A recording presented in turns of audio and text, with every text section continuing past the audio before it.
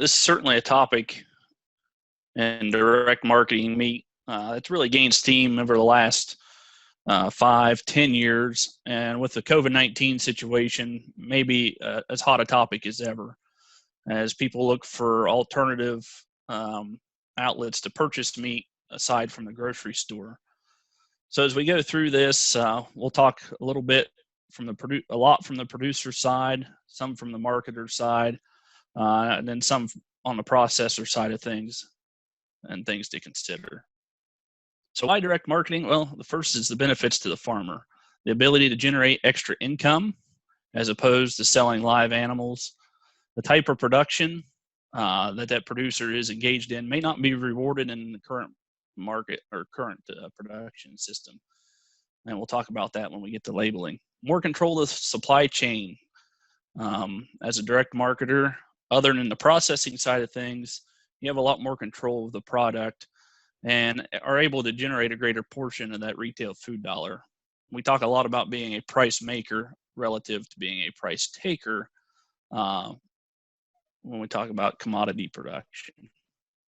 So what do consumers consider when they are purchasing meat? We know that they certainly consider cost. They're concerned about quality. Is it a product that's going to be healthy? And then relationships and production factors. And all 5 of those aspects are different between direct marketing products and commodity meats. So on the commodity side of things, cost is certainly a consideration. And quality, perhaps. We know that consumer, when they walk up to the meat case, is looking at the price of that product and what that product looks like within a given package. Health, we know that commodity meat at the grocery store is guaranteed to be wholesome. Relationships, probably not too often. All right. And production factors becoming more so. We're starting to see some of those different production practices reaching the retail counters at our grocery stores. In a direct marketing situation, cost shouldn't be the #1 priority. And when I give this presentation to farmers, well, they ask, well, what about freezer beef if I'm selling wholes or halves? The price benefit to wholes and halves is a volume discount, the difference between wholesale and retail. But on a retail cut-by-cut basis, typically the consumer purchasing direct marketing meat, cost isn't the #1 concern. Quality, certainly, especially if it's verified. And then there's some quality aspects that are associated with purchasing direct from the producer. Health benefits may be perceived, the association with local. And then, of course, relationships are a big piece to any direct marketing enterprise. Having the ability to have a relationship with the producer is important to these consumers. And production factors, perhaps. And once again, we'll talk about those different production factors when we talk about making claims on a label. So things to consider before we even think about a direct marketing scenario, or when we're talking to our clientele that are interested in direct marketing, there's really quite a list. It's identifying that target market and the marketplace in which they're going to sell that product. It's understanding regulation, both from a food safety and a food handling side of things, and who those regulations are monitored or overseen by. Having a good processor relationship is key here. Maintaining product quality, that's how we maintain repeat consumers. Marketing strategies, we'll touch on this just lightly. Time and labor requirements, and then of course pricing is important here. And really, when we're talking about direct marketing or direct marketed meat products, we're filling a niche. The National Pork Board, I think, has a great definition of niche pork, and I've kind of rearranged things here a little bit to cover all of our species. But the products that don't have that have attributes which are not found in traditional commodity meats, and I think the important part here is in which some customers prefer and are willing to pay a premium for. So not everybody is going to fit the bill of our direct marketing consumer. Some of these attributes could require unique production practices, which could potentially limit supply and availability, especially when we talk about genetics and breed selections for some of our production practices. Why do we need to identify a target market? Well, first, it helps us to be more effective in communicating with our consumer, and it's going to reduce the cost of consumer acquisition. So if we advertise to a target market or target audience, we can spend less time advertising as opposed to if we were just going to advertise to the general public. We're going to help determine our marketing channels and outlets. And there's a variety of ways we can direct market meat across Ohio. And it's going to be more efficient in making our first sale of our products if we have those targeted consumers. The steps is to look at the demographics of a given area. You know, we're pretty good at this in our survey evaluations and those type of things, but our producers may not. So if we can provide them a list of things to consider, such as age, income level, education level, number of household employment status, those type of things, we can start to build that consumer profile. So what does the ideal customer look like? Well, first and foremost, they have to have that sufficient income to purchase your product.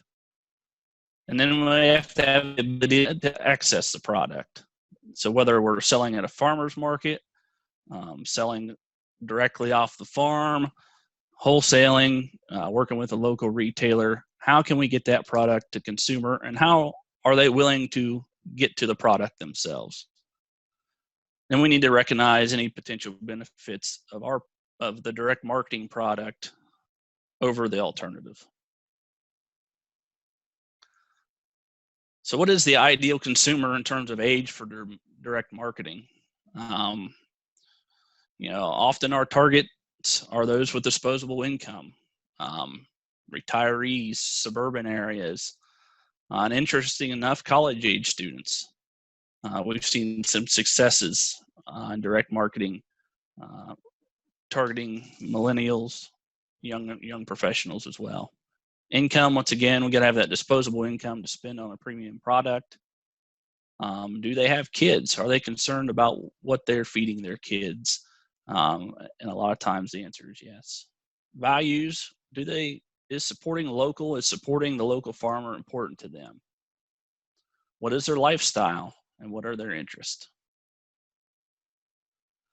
So as we start to build that consumer profile, I really like this table that Christy down at the South Centers has available. Look at the different demographics. What are their motivations to buy? How can we communicate with those different consumer groups? And what do we have to do as a producer to keep them coming back? Spend quite a time on the regulation side because that might be the most difficult thing to understand and maybe the most important when we have producers asking about getting into direct marketing meats. So meat inspection is going to help guarantee the wholesomeness of a product. Here in Ohio, we have 2 meat inspection agencies, the Ohio Department of Agriculture and USDA, Food Safety Inspection Service, or FSIS. When it comes to the selling of that product, and really we're talking about safe handling, that jurisdiction and those regulations are going to be overseen by the local county health department.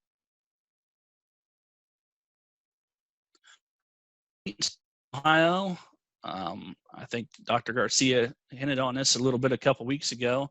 We have really two main types. We have our fully inspected processors and our custom exempt processors. Meat from a fully inspected processor is going to contain an inspection legend. On this slide, there in the lower left-hand corner, if it's from a USDA facility, it's going to be a circle, and it's going to have inspected and passed by the Department of Agriculture. Both legends are going to contain that language, and then an establishment number. That establishment number is going to correlate to the given plant. If it's an ODA, fully inspected facility, an inspection legend is going to be in the shape of the state of Ohio. custom exempt processors, and we have quite a few of those across the state. But they're set up to process meat specifically for the farmer's own consumption. Meat from these processors will be marked not for sale. Now, when we talk with ODA, we know that there is still some, direct marketing going through custom exempt processors. But to really do this in a way that's both legal and acceptable, that needs to be the sale of a live animal. The customer can buy a live animal from a farmer, from a producer, and once they own that animal, they can have that animal processed at a custom exempt facility. Really, product from a custom exempt facility should never be paid for by the pound in terms of meat product. Meat processing facilities across the state. Here, actually, you can connect with your or search for different state inspected facilities. We have 76 custom exempt facilities across the state and around 184 fully inspected, and then an additional 40 or so that are inspected by the USDA FSIS. Some of these plants are poultry only, some are red meat, and some are commissary, further processing, frozen foods, those type of things. Think of a Skyline Chili in Cincinnati, or further processing that may or may not sell product. Some are processing only, and then some offer both harvest and processing. So quite a bit of variety across the state. And you can see some parts of the state are a little bit more, our plants are more densely located, especially as we get into that Worcester, Mansfield area. There's a lot of opportunity on a lot of processors. When we talk about Northwest Ohio, the 4 counties, Williams, Fulton, Henry, and Defiance, really we have one harvest facility and the rest are further processors. So if we're going to sell inspected meats, and if the buyer of that meat is going to pick that product up at the processor, no retail license is required on behalf of the producer. You simply, the customer is going to pay the producer for that product and then pay the processing cost to the processor. But when we look at other marketing options, such as farm markets, selling off the farm, wholesaling, local retail outlets for direct marketing product, and then we have to have a license. And there's a couple different types of licenses that are involved when we start taking meat from the processor and storing it at another site. Those 2 licenses are typically a mobile food license or a temporary food license. Once again, these are going to be regulated through the local health department, state regulations, but the cost of these licenses could vary county to county. And the reason that we're concerned about food handling, especially with meat, is we consider that a high-risk, non-exempt product from the retail side of things. So that mobile food license is going to be good for a calendar year. Typically, it's going to require commercial equipment, having a freezer or refrigeration, and it's going to be issued in the county where the direct marketer typically lives. Cost is going to be determined locally. As far as a temporary food license, it's good for 5 days or less. It's once again going to be issued by the county health department. I know back home in Morgan County, it's around $35 for a temporary food license. So if we're going to do a farmer's market or an individual sales event, that might be more cost effective than a temporary food license, than the mobile food license. Just depends on what your retail sales are going to look like. To sell at most farmers, to sell at farmers markets or from a farm stand on the farm, that product's going to have to be processed by a fully licensed processor, fully inspected processor, and make sure that it's labeled properly. When we talk about storage and handling of meat products, the goal is to keep them at 41 degrees or colder. Above 40 degrees is when we start seeing replication of causing bacteria. So depending on your county, your farmer's market, that could be in a cooler. That could, once again, be refrigeration or a freezer that's plugged in electronically. If storing meat in a storage location for a period of time, you're going to also need a warehouse license. And that's going to be under the jurisdiction of the Ohio Department of Agriculture, Division of Food Safety. A home cannot be a warehouse. That's probably something that most of our producers aren't necessarily aware of, but you may be able to use a garage or another outbuilding to hold freezers. And you have to have a plan as far as maintaining that warehouse, where your freezers are at, what is your biosecurity, pesticide SOPs, standard operating procedures look like to maintain sanitation within your warehouse facility. And a link to Division of Food Safety is in these slides, and I believe Lee's going to put those in the box as well. So when we're working with a processor, I really think developing that relationship early on, kind of laying out the ground rules, is one of the most important things we can encourage our clientele to do. Once again, utilizing an inspected facility and begin to establish cost and throughput and put some of this stuff in writing. When we talk to our processors, most of them are pretty busy. I know in Northwest Ohio, we're talking, if you want to book a beef today at the facility in Henry County, it's after the 1st of November. And what really frustrates some of our local processors is when they're working with a direct marketing producer and they don't plan to move their product. All right. So not only are we limited at the packing house and at the processor in terms of cooler space and shackle space, but freezer space can also be a concern. Some even begin to charge for freezer space after 5 to 7 days. I think it's fair on their part. For that processor on consistency of cutting, make clear what cuts you want if you're selling retail. The consistency of the trim, the grind, those type of things. And processing. Have the conversation if they're willing to test out and try new products, if their customer base is demanding them or is interested in them. And what are the opportunities for value added? Things such as links, bratwurst, those type of things. Home butchering. So just to be clear, that the meat processed on the farm from a home butchering can only be consumed by that farmer and their immediate family. It cannot be sold to others.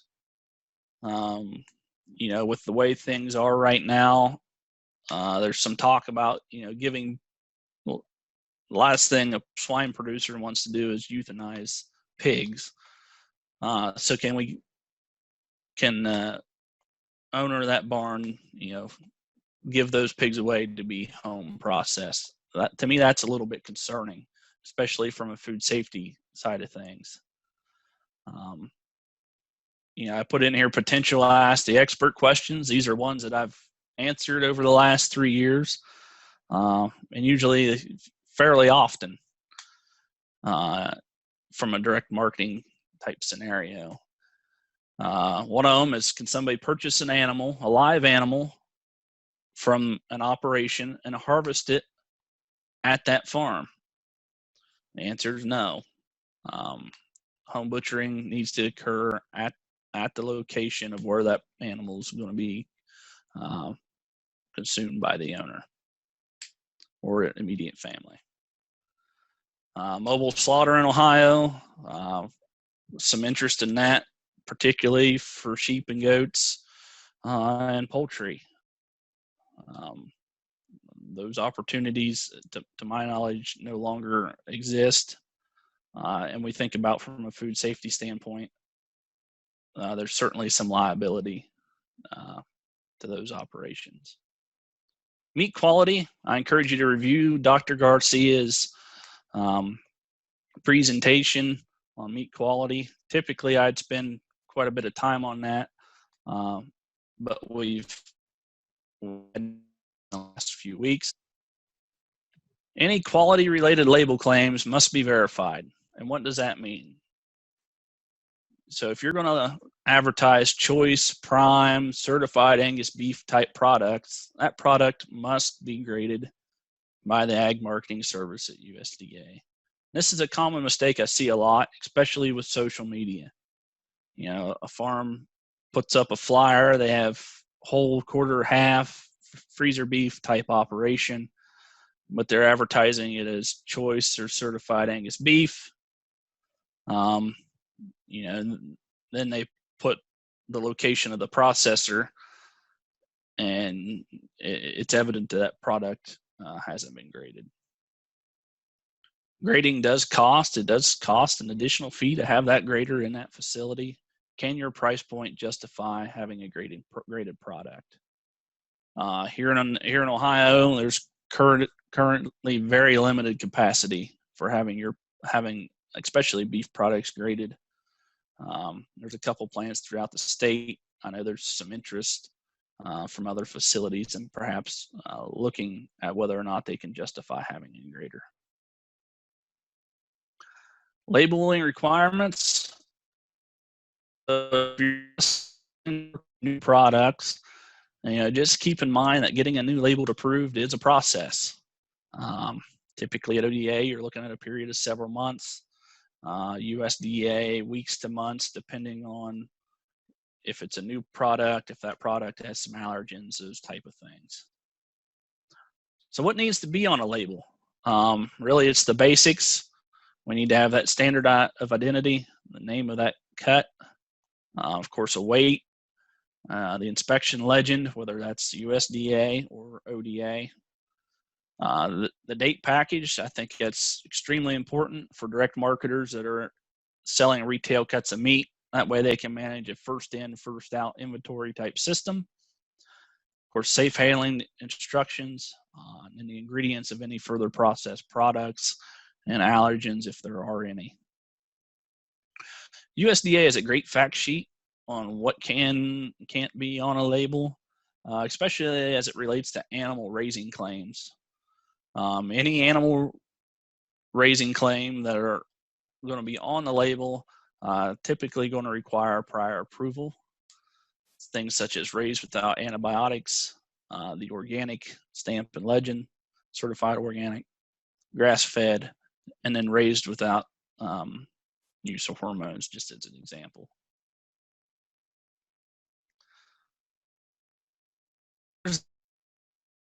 Fact sheet. How many different label claims do you see on there? All right, there's quite a few. And if we're going to make a label claim based on how that animal was raised, or traceability, breed specific, we got to be able to verify that, or in a direct marketing scenario. That's part of that consumer relationship and being able to answer those questions and then verify them. So that label contains a whole host of them. You breed, the diet of that animal, the living conditions of that animal, of course the claim raised without antibiotics or added hormones, claim on traceability, also some third-party certification. I'm guessing that's something that's environmental related, and then of course the organic seal. So I always encourage producers, if they're going to capitalize on production attributes, make sure that they're verifiable. And if you're doing those production practices, I would think you would typically want that on a label. So we also get questions on how can we improve yield and quality grade. Dr. Garcia talked about this. I think timely marketing is a huge piece for our clientele that are direct marketing meat. And we can also do some things such as focus on terminal traits, and there's some beef examples there. But that timely marketing piece is huge. As far as quality grade, it's that conversation of genetics. If we're going to utilize and advertise certain breeds, we know there are certain breeds, especially in the beef and pork side of things, where we can capture some of that meat quality, composition, the diet, days on feed, and of course management and the health and stress levels of those animals. But the reason to discuss timely marketing, I think, comes down to a pricing scenario and ultimately yield of retail meat products from that live animal. And then the other part of that is when we think about, if we're selling wholesale, whether that's a side of beef, half a hog, those type of things, a lot of times those customers don't want necessarily the size or the overall weight of product that we would sell into commodity agriculture. A lot of times they want a bit of a smaller beef, a smaller hog, those type of things. So how much meat is there? And the reason I like to have this conversation with our direct marketers or people getting into direct marketing is because it all comes back to pricing. All right. We got to know how much we have to sell to determine what that average price per pound needs to be. That's irregardless if we're selling wholesale or retail cuts. So the first thing we need to talk about is dressing percentage. All right. And then carcass cutting yield, because those are the two factors that are going to ultimately determine how much saleable product is available from a live animal. So dressing percentage, I know this is probably a review for a lot of you, but it may not be for some of our clientele. But our dressing percent, of course, carcass weight divided by live weight times 100. All right, pretty simple math. If we want to estimate how big of an animal that we need for X weight of carcass, of course, we just invert that equation. All right. Some of our average dressing percentages for beef cattle, fed beef cattle, a lot of times we use 62%. In the USDA report, they're going to use 63.5. 62 will catch the ballpark. Dairy steers, somewhere 59%. On a high side, 61.5. Market hogs, we'll give you kind of a ballpark range, 72 to 74%. And then market lambs, 52 to 54%. I threw some pictures on there just to, you can imagine how our livestock over time, how when we change phenotype of our livestock, how we change dressing percentage. But dressing percentage is impacted by a number of things. Gut fill, what does the digest that animal weigh? Has that animal been pulled off feed prior to slaughter? The relationship between muscle and fat. And then, of course, is that hide clean? Is it coated in mud or shud? And if we're talking about sheep, do we have a long fleece or are those shorn lambs? The dressing percentage on the screen there at 54%, typically going to be a shorn lamb. So once we have our dressing percentage and we turn that carcass into saleable retail cuts, then we have a carcass cutting yield. So the pounds of meat divided by the carcass weight divided by 100. And a lot of times we talk about that as boneless trimmed retail cuts. as an estimation when we look at a carcass and try to estimate using a formula how much saleable product is there. Factors that are going to impact cutting yield. Some very similar to what we saw with dressing percentage. How much fat is on that animal? How much fat is going to have to be trimmed off?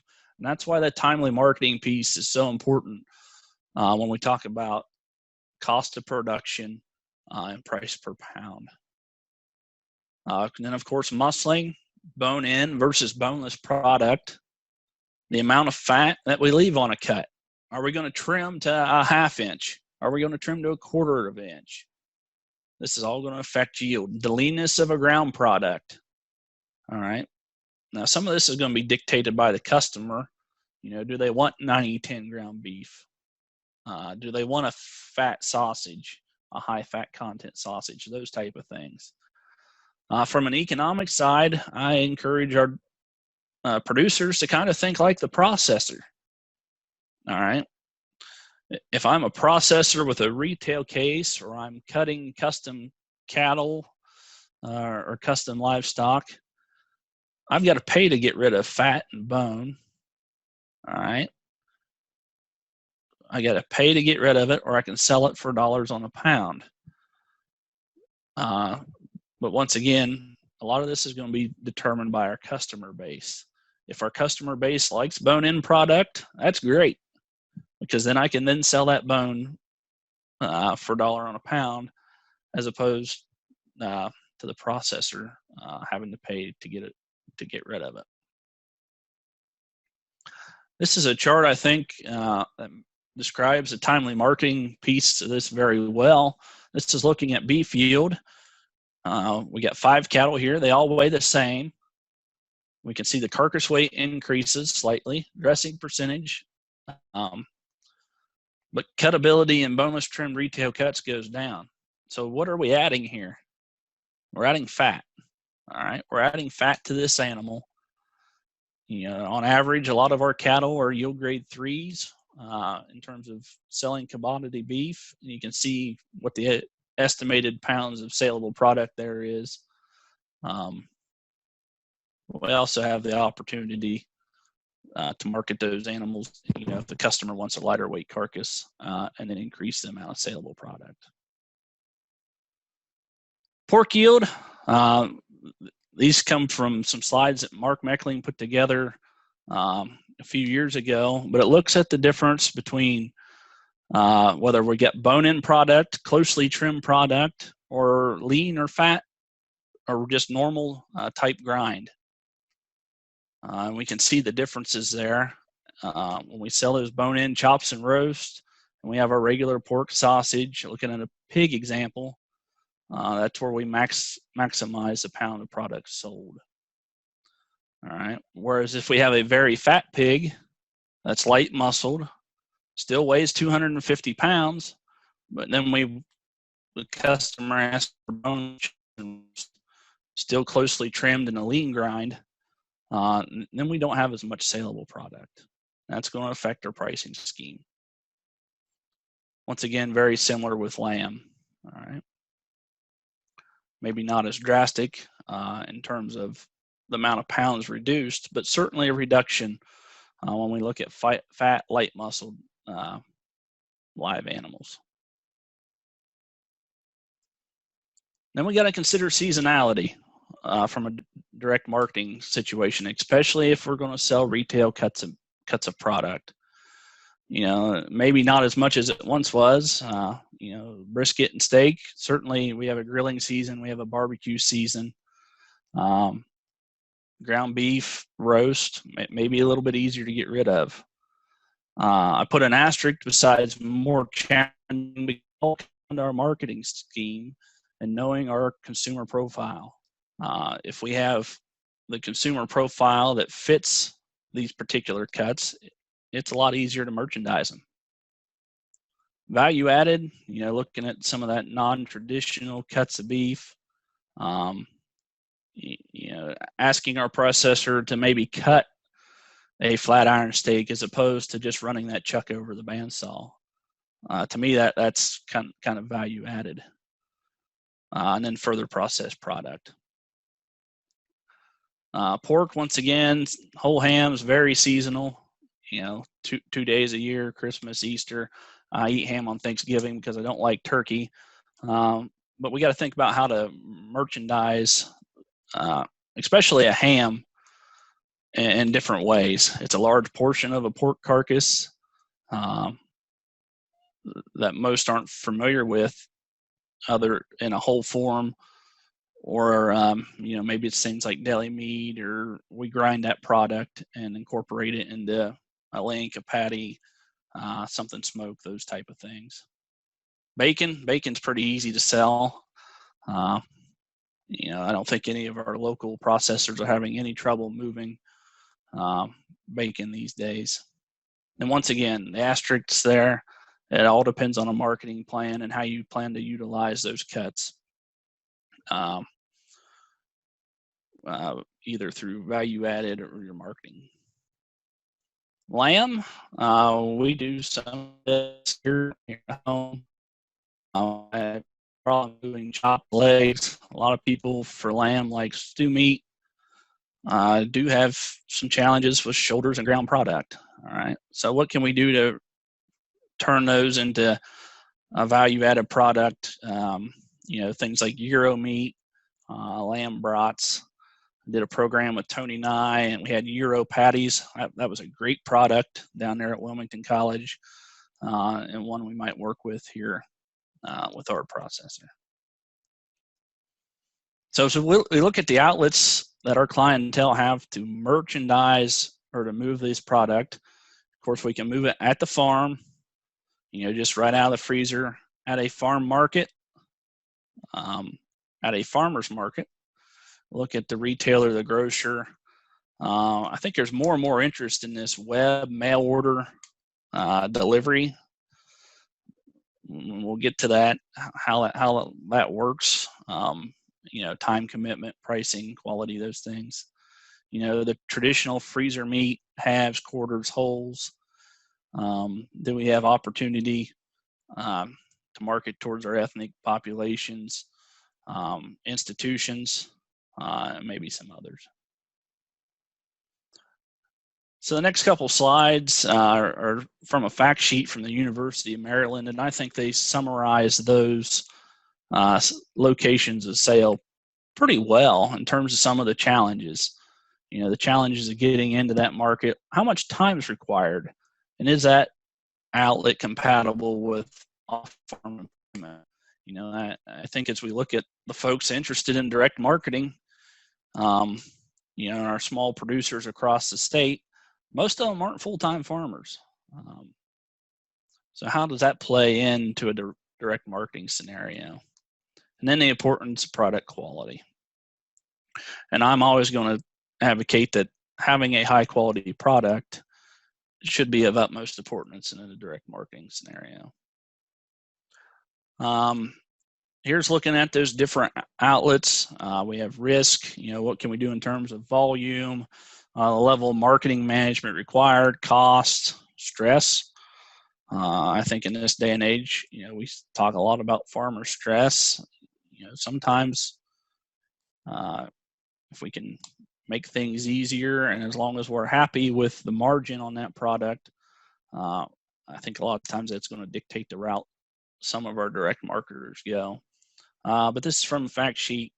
You can see there the links on the bottom of the slide. Pricing strategies from that same Maryland fact sheet. You know, how important is your product, the uniqueness of your product to your pricing scheme? What about your business image? All right, your brand, the season of the year, and then the importance of customer feedback. To be a successful direct marketer, you know, I think that customer feedback is just as important as having a high quality product, regardless of where your market outlet is. Pricing the product. So we need to take into consideration the cost of that animal, All right, if we're buying feeder pigs, buying feeder calves, or even if we're raising them, what is the cost of the animal itself, the cost of the feed that we put into that animal? I always, figure yardage, and I look at that as the value of time to some extent. What does it cost to have that animal harvested and cut at the processor? What's it going to cost to have it packaged? Of course, transportation, the licenses and the fees that we've talked about, whether that's your mobile or temporary food license, and then advertising. All right, factor that advertising cost in. And that's going to give us a total break-even cost.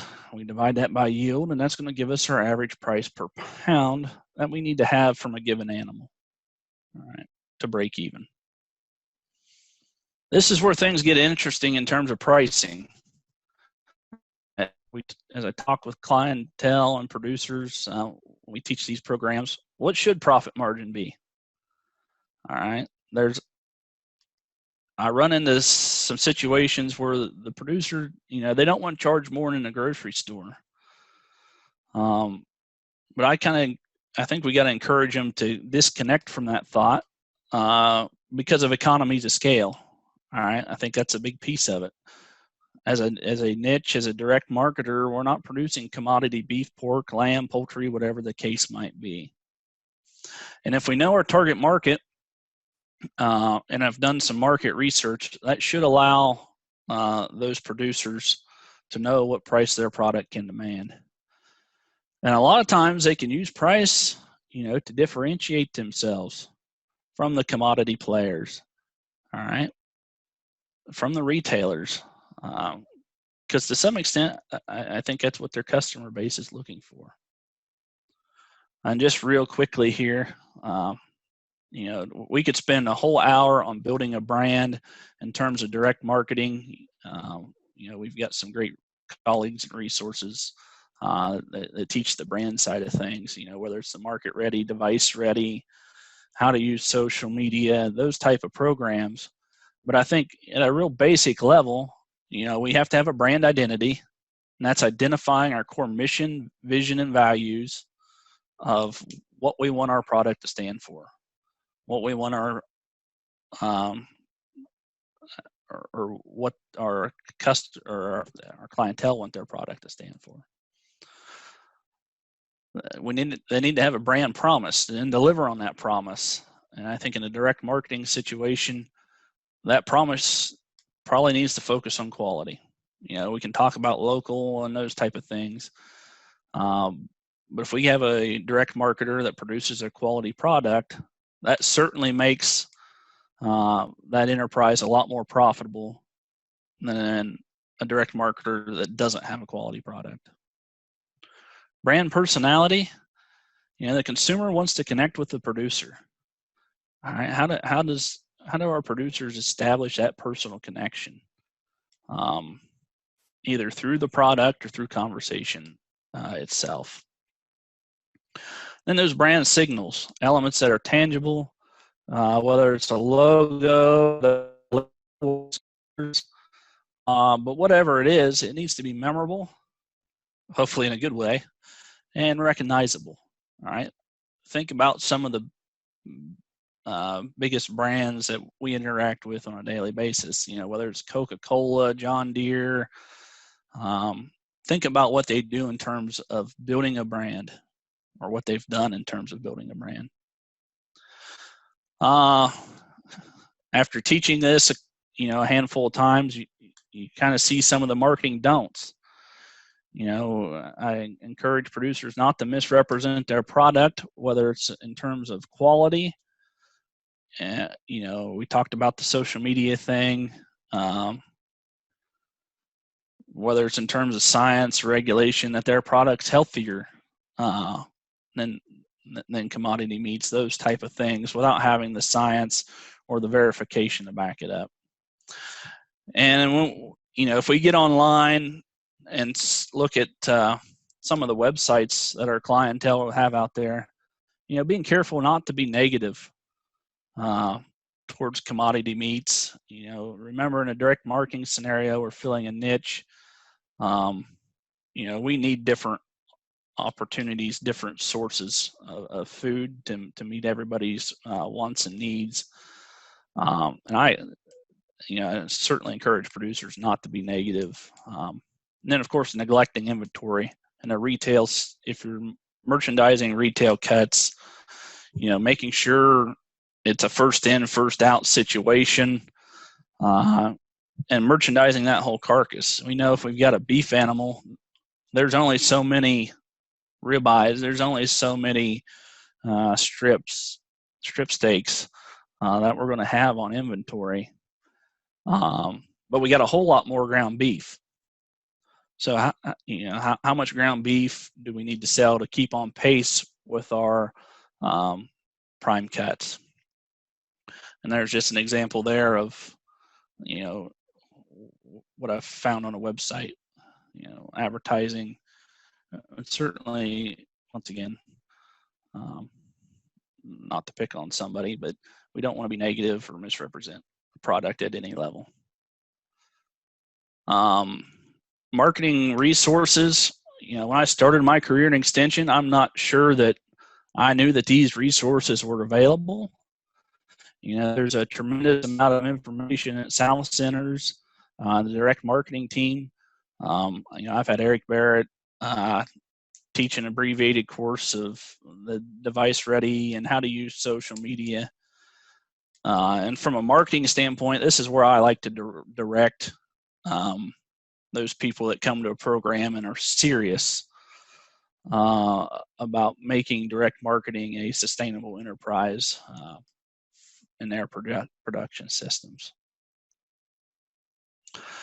So kind of summarize things, and I think there's a few questions in the chat. Keep this right at about an hour.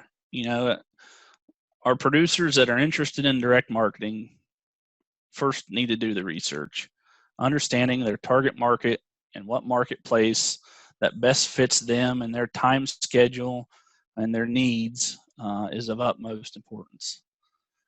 Keep up with the regulatory side of things. Work with that inspected processor. Work with the county health department, Ohio Division of ODA's Division of Food Safety, if we're going to warehouse that product. Have probably a better and a solid relationship with their processor.